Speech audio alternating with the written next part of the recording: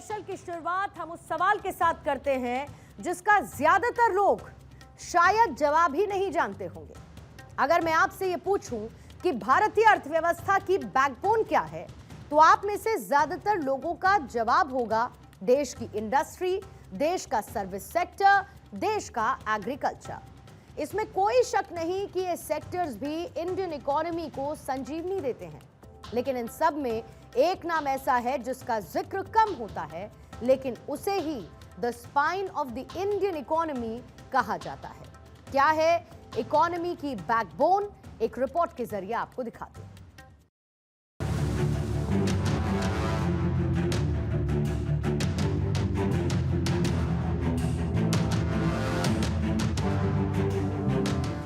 कभी जिस भारत की पहचान एग्रीकल्चर सेक्टर से होती थी, अब वही देश एक नई पहचान के चलते जाना जाता है। ये एक विजन का ही नतीजा है जिसने एक सेक्टर को ऐसा मंत्र दिया जिसने आज दुनिया भर में भारत को एक नई आइडेंटिटी से नवाजा है। कल संसद में पीएम मोदी ने इंडियन इकोनॉमी की इसी बैकबोन का जिक्र भी किया। हम बात कर रहे हैं एमएसएमईज की, यानी micro, small and medium enterprises की। खुद प्रधानमंत्री मोदी ने बताया कि भारत का एमएसएमई अब ग्लोबली नई पहचान बन चुका है।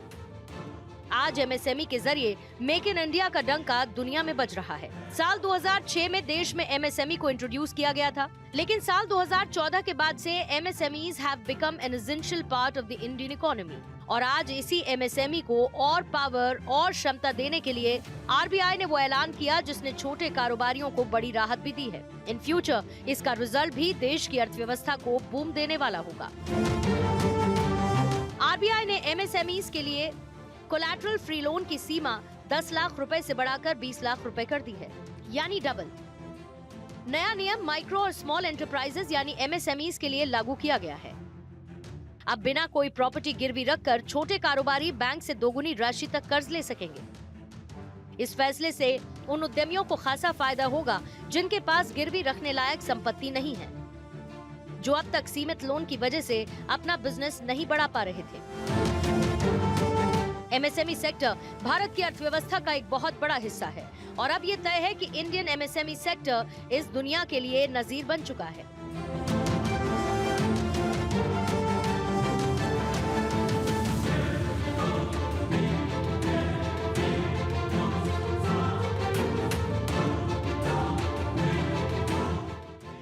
एमएसएमई का बहुत बड़ा नेटवर्क जितना सामर्थ्यवान होता है, वो लंबे अरसे तक इकोनॉमी को एक ताकत देता है।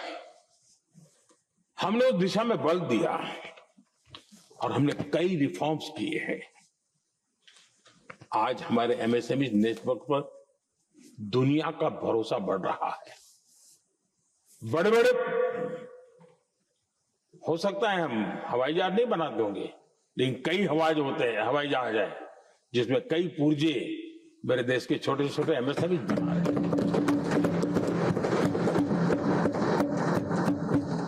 आदरणीय सभापति जी, देश में हुए इन प्रयासों का नतीजा सबके सामने है।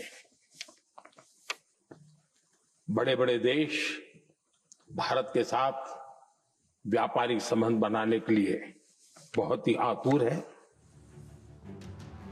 ये पीएम मोदी का विजन है जिसने भारत को जॉब सीकर से जॉब मेकर बनाने का काम किया। किस तरीके से एमएसएमई इस विजन को पूरा कर रहा है, इसके नंबर्स को जब आप देखेंगे तो आप ये खुद कह उठेंगे कि ये एमएसएमई नहीं बल्कि भारत के लिए M for making, S for swadeshi, M for modern, E for economy है, यानी make in India tool economic boom. MSME Bharat के लिए असल ग्रोथ इंजन बन चुका है। ये जॉब्स दे रहा है, देश की तिजोरी भी ये भर रहा है। कभी खेती को भारत की रीढ़ माना जाता था, लेकिन अब एमएसएमईज मॉडर्न बैकबोन बन चुके हैं। कैसे, ये भी देखिए। MSME the economy engine. Bharat की कुल जीडीपी में एमएसएमईज का योगदान लगभग 31.1% है। सरकार का लक्ष्य इसे आने वाले सालों में 50% तक ले जाने का है। देश के कुल इंडस्ट्रियल प्रोडक्शन का लगभग 35.4% हिस्सा इसी क्षेत्र से आता है। MSME the employment hub. Agriculture के बाद सबसे ज्यादा परिवारों को काम एमएसएमई के जरिए ही मिल रहा है। ये सेक्टर 32.8 करोड़ से ज्यादा लोगों को रोजगार दे रहा है। इस सेक्टर में कम लागत से ज्यादा जॉब्स पैदा करने की क्षमता है, जो भारत जैसी घनी आबादी वाले देश के लिए वरदान है। MSME impact on global trade. Bharat से होने वाले कुल एक्सपोर्ट्स में एमएसएमईज की हिस्सेदारी लगभग 48.5% है। ये मेड इन इंडिया प्रोडक्ट्स को ग्लोबल मार्केट तक पहुंचाने में मदद करता है। Regional and social balance. 51% से ज्यादा एमएसएमई ग्रामीण और छोटे शहरों में स्थित हैं, जिससे बिग सिटीज की ओर लोगों का पलायन कम हुआ है। पीएम विश्वकर्मा जैसी योजनाएं पारंपरिक कारीगरों को इसी मुख्यधारा से जोड़ रही हैं। छोटे कारोबारी बदलती तकनीक को जल्द ही अपना रहे हैं, जिसका सीधा फायदा देश को हो रहा है। यूरोपीय संघ का ट्रेड डील हो, अमेरिका के साथ अभी अभी हुआ जो ट्रेड डील हो, और कल हमारे पीयूष जी ने सदन में विस्तृत जानकारी भी दी है, और पूरा विश्व खुल करके इस ट्रेड डील का तारीफ कर रहा है। और उसमें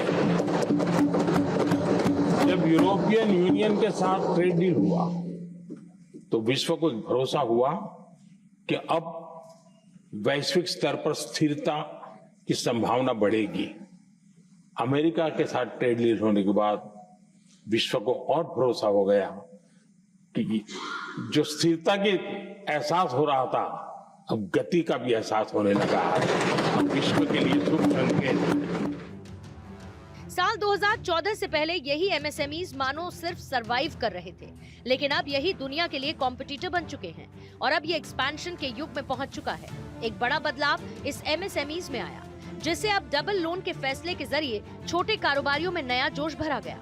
अभी की स्थिति की बात करें तो माइक्रो एंटरप्राइजेज में अब तक 7.60 करोड़ एमएसएमई यूनिट रजिस्टर्ड है। स्मॉल एंटरप्राइजेज में 4.88 लाख यूनिट्स और मीडियम एंटरप्राइज में इसकी संख्या 36,853 है। कल राज्यसभा में पीएम मोदी ने एमएसएमईज का जिक्र किया और आज इसको लेकर आरबीआई ने बड़ी खबर दी। As per latest available data, credit from all sources, it has picked up. It grew at 13.8% as compared to 11.6%. A year ago, it had even come down to 9%. In May, bank credit too recorded an uptick in recent months. This growth is supported by sustained lending to all sectors, particularly retail, services and MSME. RBI की मौद्रिक नीति statement में साफ कहा गया कि MSME के लिए कोलैटरल फ्री लोन की सीमा 10 लाख से बढ़ाकर 20 लाख रुपए की जा रही है। ये बदलाव 1 अप्रैल 2026 से लागू होगा। मतलब 1 अप्रैल 2026 के बाद या उस तारीख पर रिन्यू होने वाले सभी लोन पर ये नया नियम लागू होगा। जल्द ही इसके लिए डिटेल निर्देश जारी कर दिए जाएंगे। आज मेक इन इंडिया दुनिया की जरूरत बन चुका है और ये मोदी मैजिक है, जिसने दुनिया को ये बताया कि अब भारत ही दुनिया का भविष्य है और आगे बढ़ने के लिए भारत का सहयोग हर देश के लिए जरूरी हो चुका है। Bureau report, Bharat 24।